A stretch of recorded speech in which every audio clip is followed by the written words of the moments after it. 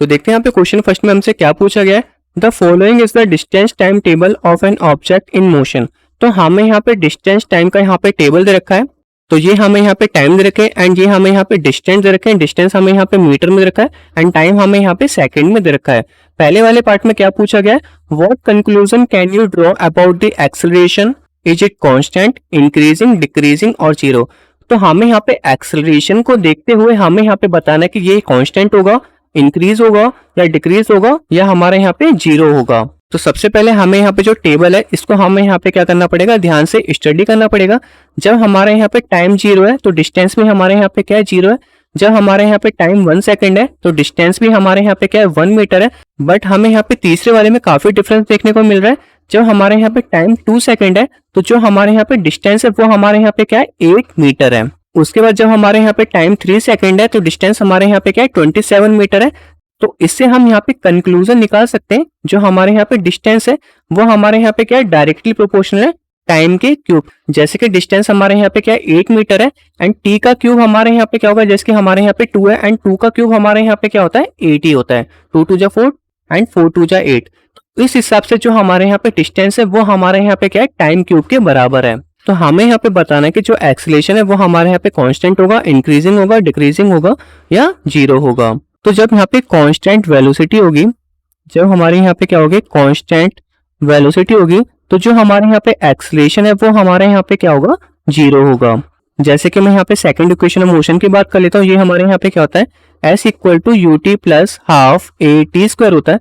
तो जब हमारे यहाँ पे जो वेलोसिटी है वो हमारे यहाँ पे क्या होगी, कांस्टेंट होगी, तो एक्सीलरेशन हमारे यहाँ पे क्या हो जाएगा, जीरो हो जाएगा। और जबकि जो हमारे यहाँ पे डिस्टेंस है वो हमारे यहाँ पे टाइम क्यूब के बराबर है, तो यहाँ पे जो एक्सीलरेशन होगा वो हमारे यहाँ पे जीरो नहीं होगा। तो इसका मतलब ये हमारे यहाँ पे क्या होगा, जीरो नहीं होगा। तो ये तो हमारे यहाँ पे हट चुका है। अब हमें यहाँ पे बताना कि कांस्टेंट होगा, इंक्रीजिंग होगा या डिक्रीजिंग होगा।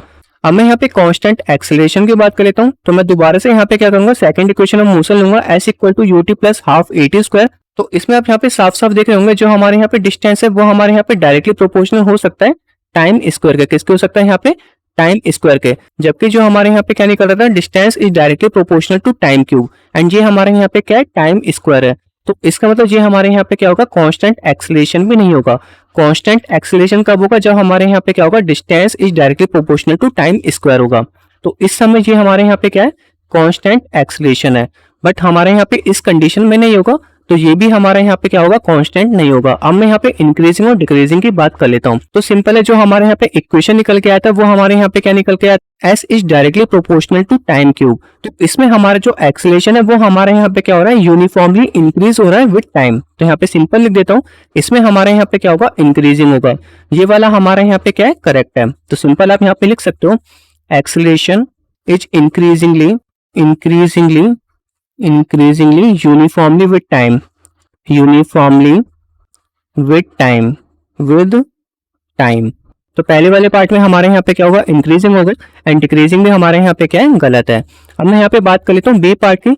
बी पार्ट में यहाँ पे क्या बोला गया, what do you infer about the forces acting on the object. तो जो यहाँ पे फोर्स का फॉर्मूला होता है वो हमारे यहाँ पे क्या होता है, मास मल्टीप्लाई एक्सीलरेशन, या कह सकते हैं जो हमारे यहाँ पे फोर्स है वो हमारे यहाँ पे क्या है, डायरेक्टली प्रोपोर्शनल है एक्सीलरेशन के, जिसकी वजह से जो यहाँ पे फोर्स एक्ट करेगा ऑब्जेक्ट पे वो भी हमारे यहाँ पे क्या होगा, यूनिफॉर्मली इंक्रीज होगा विद टाइम। एंड इसके स्टेटमेंट में आपको यहाँ पे क्या लिखना है वो आपको यहाँ पे नीचे दिख रहा होगा। अब हम चलते हैं अपने नेक्स्ट क्वेश्चन की तरफ। तो देखते हैं यहाँ पे एडिशनल एक्सरसाइज के क्वेश्चन नंबर सेकंड में क्या पूछा है। 2 person manage to push a motor car of mass 1200 kilogram at a uniform velocity along a level road. तो यहाँ पे 2% है, यहाँ पे क्या करते हैं, वो पुश करते हैं मोटर कार को, जिसका वजन यहाँ पे कितना दे रखा है, 1200 किलोग्राम दे रखा है। The same motor car can be pushed by 3% to produce an acceleration of 0.2 metre per second square. इसका मतलब जब वहाँ पे 2% उस कार को पुश कर रहे थे तो वो स्टेशनरी मोशन में थी, मतलब वो मूव नहीं कर रही थी। बट यहाँ पे जब 3% इसको यहाँ पे पुश कर रहे तो यहाँ पे एक्सीलरेशन आ गया हमारा 0.2 metre per second square. With what force does each person push the motor car. तो यहाँ पे हर एक पर्सन पे जो यहाँ पे कितना फोर्स लग रहा है, कितना फोर्स लगा के वो पुश कर रहा है।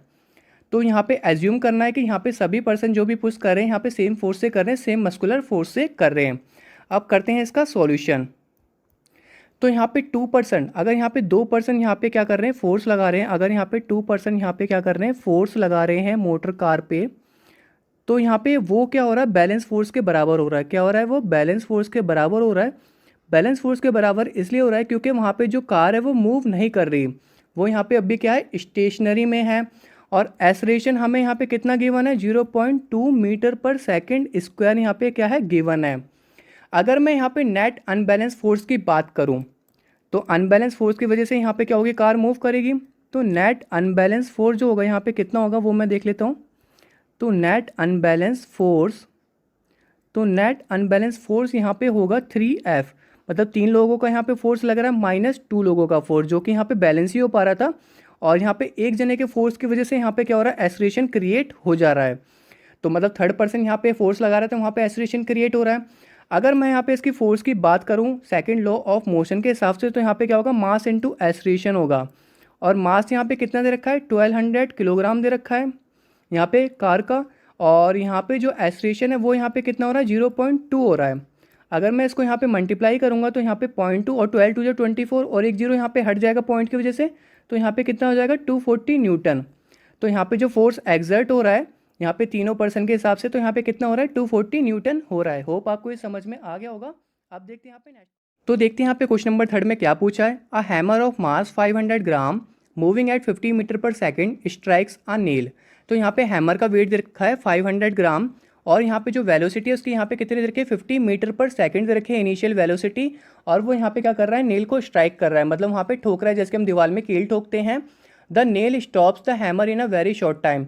जो यहाँ पे कील है वो काफ़ी शॉर्ट टाइम में नेल को रोक दे रही है, जो कि यहाँ पे कितना है, 0.01 सेकेंड है। तो हमें यहाँ पे फोर्स बताना है कि नेल पे कितना फोर्स एग्जर्ट हो रहा है हैमर की वजह से। तो करते हैं इसको यहाँ पे सॉल्व। तो सबसे पहले हमें यहाँ पे मास गिवन है कितना है, 500 ग्राम। यहाँ पे कितना गिवन है, 500 ग्राम यहाँ पे हमें मास गिवन है किसका, हैमर का। जिसको यहाँ पे किलोग्राम में चेंज कर लेंगे तो कितना हो जाएगा, 0.5 किलोग्राम हो जाएगा। कितना हो जाएगा, 0.5 किलोग्राम हो जाएगा। और जो यहाँ पे वेलोसिटी दे रखी है, इनिशियल वेलोसिटी यहाँ पे कितनी दे रखी है, 50 मीटर पर सेकंड। इसको यहाँ पे मैं लिख लेता हूँ 50 मीटर पर सेकंड। और जो फाइनल वेलोसिटी होगी वो यहाँ पे स्टॉप हो रही है, मतलब वहाँ पे नेल क्या हो रहा है, हैमर जब वहाँ पे मार रहा है तो वहाँ पे नेल की वजह से वो स्टॉप हो रहा है। तो फाइनल वेलोसिटी यहाँ पे क्या हो जाएगी, 0 मीटर पर सेकेंड हो जाएगी। और टाइम जो लग रहा है वहाँ पे स्टॉप होने में कितना लग रहा है, 0.01 सेकेंड लग रहा है। कितना टाइम लग रहा है, 0.01 सेकेंड। और एक्सेलरेशन का जो फॉर्मूला होता है, change in velocity with respect to time होता है, v minus u upon t होता है। तो यहाँ पे जो फाइनल वेलोसिटी थी वो 0 थी और इनिशियल थी यहाँ पे माइनस का 50 हो जाएगा। और टाइम कितना लग रहा है यहाँ पे, 0.01। तो यहाँ पे माइनस का 50 अपॉन यहाँ पे क्या आ जाएगा, 0.01। इसको यहाँ पे हम कैलकुलेट करेंगे। तो कैलकुलेट करने पे कैसे होगा, इसको मैं यहाँ पे किससे, 100 से मल्टीप्लाई कर देता हूँ और ऊपर भी 100 से। तो नीचे हमारा पॉइंट हट जाएगा और ऊपर आ जाएगा हमारा माइनस का 5000 मीटर पर सेकेंड स्क्वायर आ जाएगा। और यहाँ पे क्या आएगा, नेगेटिव में आ रहा है। किस में आ रहा है हमारा, नेगेटिव में आ रहा है, 5000 मीटर पर सेकेंड स्क्वायर। और जो इसका यहाँ पे फोर्स लगेगा सेकेंड लॉ ऑफ मोशन के हिसाब से, वो क्या लगेगा, मास इनटू एक्सेलरेशन लगेगा। और मास यहाँ पे कितना एक्सर्ट हो रहा है हमारा, 0.5 किलोग्राम। और जो एक्सेलरेशन लग रहा है वो माइनस का 5000 लग रहा है मीटर पर सेकेंड स्क्वायर। और इसको कैलकुलेट करने पे हमारा आएगा माइनस का 2500 न्यूटन। कितना आएगा, माइनस का 2500 न्यूटन, क्योंकि 0.5 की वजह से इसका एक जीरो यहाँ पे कट जाएगा और 5 5 25। तो माइनस का 2500 न्यूटन इसका आंसर आ जाएगा, जो कि कौन लगा रहा है यहाँ पे हैमर लगा रहा है नेल के ऊपर। ठीक है, होप आपको ये समझ में आ गया होगा। अब देखते हैं यहाँ पे नेक्स्ट क्वेश्चन। तो देखते हैं यहाँ पे क्वेश्चन नंबर 4 में क्या पूछा गया है। अ motor car of mass 1200 kilogram is moving along a straight line with a uniform velocity of 90 kilometre per our. तो यहाँ पे जो मोटर कार का जो मास दे रखा है, कितना दे रखा है, 1200 किलोग्राम दे रखा है। और वो स्ट्रेट लाइन में मूव करे विद अ यूनिफॉर्म वेलोसिटी। और जो यहाँ पे इसकी यूनिफॉर्म वेलोसिटी कितनी है, 90 किलोमीटर पर आवर है। Its velocity is slow down to 18 kilometre per hour in 4 second. और उसकी वेलोसिटी यहाँ पे 18 किलोमीटर प्रति घंटा क्या होती है, कम हो जाती है अगले 4 सेकेंड में, by an unbalance external force, कोई भारी फोर्स की वजह से। Calculate the acceleration and change in momentum. तो यहाँ पे हमें एक्सेलरेशन कैलकुलेट करना है और कितना यहाँ पे मोमेंटम में चेंज हुआ वो हमें यहाँ पे कैलकुलेट करना है। Also calculate the magnitude of the force required. और यहाँ पे हमें मैग्नीट्यूड ऑफ फोर्स भी कैलकुलेट करना है। तो देखते हैं यहाँ पे क्या क्या गिवन है पहले। तो सबसे पहले हमें यहाँ पे इनिशियल वेलोसिटी दे रखी है, जो कि यहाँ पे कितना दे रखा है, 90 किलोमीटर पर आवर दे रखा है। और हमें यहाँ पे मास गिवन है, मास कितना गिवन है हमें यहाँ पे 1200 किलोग्राम। तो यहाँ पे मास और इनिशियल वेलोसिटी लिख ली है हमने। और देखते हैं यहाँ पे हमारा initial velocity kilometre per our, इसको हम किस में चेंज कर लेंगे, मीटर पर सेकंड में चेंज कर लेंगे। तो किलोमीटर को मीटर में चेंज करने के लिए 1000 से मल्टीप्लाई करते हैं और आवर को सेकंड में चेंज करने के लिए 3600 से। इसको यहाँ पे कैलकुलेट कर लेंगे। तो यहाँ पे कैलकुलेट करने के बाद कितना आएगा वो देख लेते हैं। तो यहाँ पे 10 और 9 4 जा 36। तो यहाँ पे कितना आ गया हमारा, यहाँ पे हमारा आ गया 100/4 और इसको डिवाइड करने पे यहाँ पे आ जाएगा हमारा 25 मीटर पर सेकेंड। ठीक है, तो अब हमें यहाँ पे जो वेलोसिटी दे रखी है वो यहाँ पे कितनी दे रखी है, 18 किलोमीटर पर आवर दे रखी है। इसको भी यहाँ पे हम चेंज कर लेंगे तो यहाँ पे कितना हो जाएगा, 18 × 1000 और डिवाइडेड बाय 3600, 0 से 0 0 से 0, 18 2 जा 36 और यहाँ पे क्या बचा हमारा 2 5 जा 10। तो यहाँ पे बचा हमारा 5 मीटर पर सेकेंड। तो यहाँ पे हमने इसके भी कैलकुलेट करके निकाल ली है। और अब हम यहाँ पे निकालेंगे एक्सेलरेशन। तो एक्सेलरेशन का फॉर्मूला होता है हमारा change in velocity with respect to time v-u/t। तो यहाँ पे जो फाइनल वेलोसिटी थी वो यहाँ पे कितनी है, 5 है और इनिशियल यहाँ पे कितनी है हमारी -25 हो जाएगी। और टाइम यहाँ पे कितना लग रहा था वो हमें यहाँ पे देखना है, कितना लग रहा था, 4 सेकंड लग रहा था यहाँ पे 18 किलोमीटर प्रति घंटा जब यहाँ पे कम हो रही थी। अब यहाँ पे इसको कैलकुलेट कर लेंगे तो यहाँ पे क्या हो जाएगा, -20/4 और यहाँ पे आ गया हमारा -5 मीटर पर सेकेंड स्क्वायर। कितना आ गया हमारे यहाँ पे, -5 मीटर पर सेकेंड स्क्वायर आ गया। अब यहाँ पे हम कैलकुलेट करेंगे चेंज इन मोमेंटम। क्या कैलकुलेट करेंगे, चेंज इन मोमेंटम। मोमेंटम में यहाँ पे कितना चेंज आया है वो हम देखेंगे। इसका फॉर्मूला लगेगा यहाँ पे mv - mu। तो अब यहाँ पे क्या है हमारा, m कॉमन है, मास कॉमन है, तो मास को हम यहाँ पे m लिख लेंगे और यहाँ पे v - u हो जाएगा। अब यहाँ पे हमारा मास जो दे रखा था, कितना दे रखा था वो हम यहाँ पे देख लेते हैं, 1200 दे रखा था। और इनिशियल और फाइनल वेलोसिटी को यहाँ पे देख लेते हैं। तो फाइनल हमें दे रखी थी 5 - 25। इसको कैलकुलेट करने के बाद जो हमारा यहाँ पे आंसर आएगा वो यहाँ पे आ जाएगा -24,000। कितना आएगा यहाँ पे, किलोग्राम मीटर पर सेकंड। कितना आ जाएगा, किलोग्राम मीटर पर सेकंड आ जाएगा। क्योंकि यहाँ पे माइनस का क्या हो जाएगा, 20 हो जाएगा और 12 2 24 और यहाँ पे 3 0 आ जाएंगे हमारे। और यहाँ पे जो आएगा नेगेटिव आएगा क्योंकि 5 - 25, यहाँ पे -25 बड़ा है 5 से, तो यहाँ पे कितना आ जाएगा, माइनस की वैल्यू आ जाएगी। अब हमें यहाँ पे मैग्नीट्यूड ऑफ फोर्स निकालना था। तो मैग्नीट्यूड ऑफ फोर्स निकालने के लिए यहाँ पे जो फॉर्मूला होता है, यहाँ पे मैं लिख लेता हूँ magnitude of force. Magnitude of force निकालने का जो फॉर्मूला होता है वो यहाँ पे होता है force equal to mass into acceleration होता है सेकंड लॉ ऑफ मोशन के हिसाब से। तो मास जो हमें दे रखा है यहाँ पे कितना दे रखा है, 1200 दे रखा है। और एक्सेलरेशन अभी हमने निकाला था, कितना निकाला था, -5 निकाला था। और इसको यहाँ पे कैलकुलेट करने के बाद हमारा आएगा -600 न्यूटन। कितना आ जाएगा, -600 न्यूटन। तो इसको ध्यान से कैलकुलेट कर लेना। और यहाँ पे जगह कम थी, इसकी वजह से यहाँ पे थोड़ा प्रॉब्लम हो सकती है आपको। होप आपको यहाँ पे सारे एडिशनल एक्सरसाइज के क्वेश्चन समझ में आ गए होंगे। Thanks for watching. तो देखते हैं यहाँ पे क्वेश्चन नंबर 5 में हमसे क्या पूछा गया है। A large truck and a car, both moving with a velocity of magnitude v, have a head-on collision and both of them come to a halt after that if the collision lasts for 1 second। तो यहाँ पे हो क्या रहा है, truck and car के आमने सामने से टक्कर हो रही है एंड दोनों की जो यहाँ पे वेलोसिटी थी वो हमारे यहाँ पे क्या है, v है। एंड जो यहाँ पे कोलिजन था वो हमारे यहाँ पे लास्ट फॉर 1 सेकंड था। एंड उसके बाद हमें यहाँ पे जो 4 क्वेश्चन पूछे गए हैं इसके हमें यहाँ पे जवाब देने पड़ेंगे। तो सबसे पहले हमसे यहाँ पे क्या पूछा गया है, which vehicle experience the greater force of impact.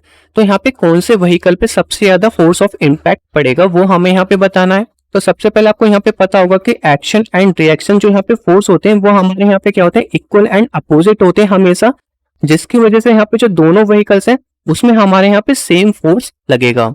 अब मैं यहाँ पे बात कर लेता हूँ बी पार्ट की। बी पार्ट में यहाँ पे क्या बोला गया है, which vehicle experience the greater change in momentum. तो जो हमारे यहाँ पे चेंज इन मोमेंटम है ट्रक एंड कार का, वो हमारे यहाँ पे क्या होगा, इक्वल एंड अपोजिट होगा, जिसकी वजह से जो यहाँ पे दोनों व्हीकल्स हैं उसमें हमारे यहाँ पे इक्वल चेंज होगा मोमेंटम में। अब मैं यहाँ पे बात कर लेता हूँ सी पार्ट की, which vehicle experience the greater acceleration.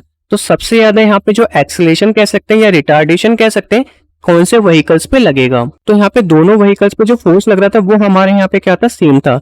But अगर मैं यहाँ पे मास की बात करूं वो हमारे यहाँ पे क्या होगी, कार की कम होगी एज कम्पेयर टू ट्रक। क्योंकि जो हमारे यहाँ पे फॉर्मूला बनता था वो हमारे यहाँ पे क्या बनता था, force equal to mass multiply acceleration, and जो हमारे यहाँ पे एक्सीलरेशन होगा वो हमारे यहाँ पे क्या होगा, फोर्स अपॉन मास होगा।